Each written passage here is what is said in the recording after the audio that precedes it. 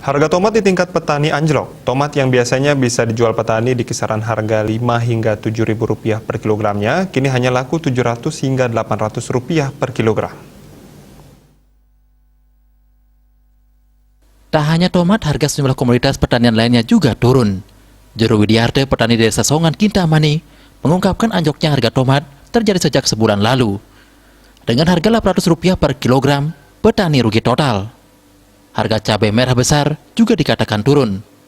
Per kilogramnya kini hanya Rp15.000, sedangkan normalnya Rp20.000 hingga Rp25.000 per kilogram. Turunnya harga cabai terjadi sejak September lalu.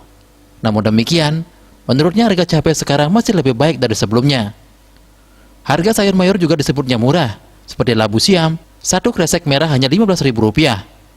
Terong hanya Rp1.000 per kilogram, dan kol juga turun harganya. Sedangkan bawang merah jenis balik karet yang biasanya dijual petani Rp20.000 per kilogram, kini hanya Rp14.000 per kilogram.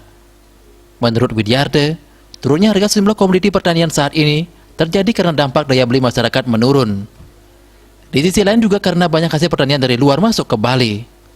Selain Widiarte, petani lainnya di Desa Songan, Eka Putra, juga mengatakan harga tomat di tingkat petani saat ini sangat murah. Bahkan tomat miliknya hanya laku dijual Rp700 per kilogram. Meski rugi total, dia tetap memilih menjualnya jika ada yang beli, ketimbang busuk di pohon. Penyebab anjloknya harga tomat menurutnya karena banyak tomat hasil panen petani dari Jawa dan Lombok yang masuk ke Bali.